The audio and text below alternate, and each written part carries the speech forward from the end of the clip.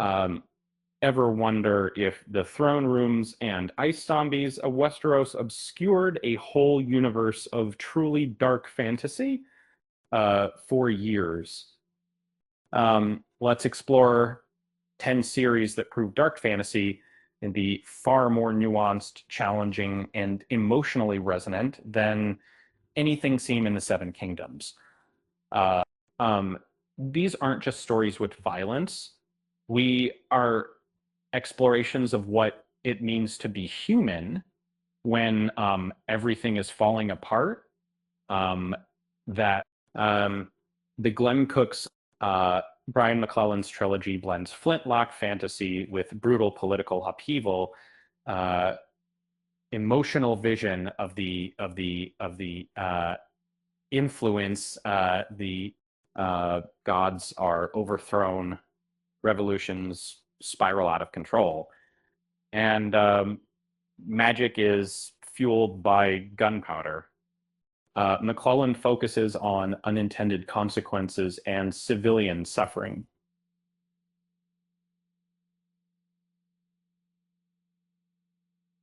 It replaces medieval stagnation with explosive change, forcing characters to confront the cost of rewriting history. Stephen King series defies categorization, blending dark fantasy, horror, westerns, and science fiction. And Roland Deschawn's quest is bleak, obsessive, and deeply personal. King explores obsession, fate, and cyclical destruction with emotional intensity. It prioritizes existential dread over family feuds. Christopher Buehlman's mixes gallows humor with genuine darkness. Uh, Beneath the jokes lies a setting shaped by invasion, cultural trauma, uh, and lingering magical catastrophes.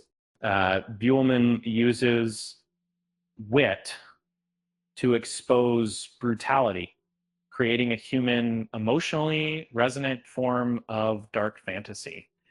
Um, is a deeply intimate standalone that focuses on obsession, moral erosion, and the cost of survival. Uh, the Senlin Yu crafts a story where power is bound to trauma and sacrifice, and it examines uh, how people rationalize monstrous choices when pushed to extremes. Week's trilogy throws readers into a corrupt city where assassins and tyrants manipulate lives. Violence is sudden, ugly, and often meaningless. Um, Weeks emphasizes consequences over cleverness, making the darkness feel earned rather than engineered. Mark Lawrence's trilogy centers on one of fantasy's most infamous protagonists, Jorg Enkraf. Lawrence forces readers to confront uncomfortable questions about empathy and redemption. Um, it's challenging by design, proving dark fantasy can be, intellectually confrontational. Uh, Joe Abercrombie's trilogy is frequently cited as the gold standard of modern grimdark.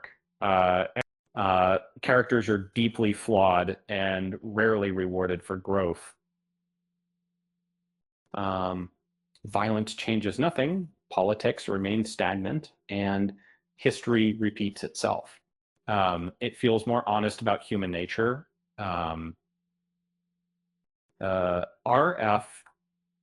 Kuang's trilogy draws heavily from real world history, grounding its fantasy in documented atrocity.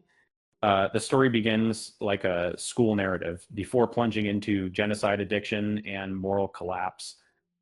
Kwang refuses to soften the consequences of war or imperialism. Steven Erickson's is an unapologetically massive exploration of war, history, and suffering.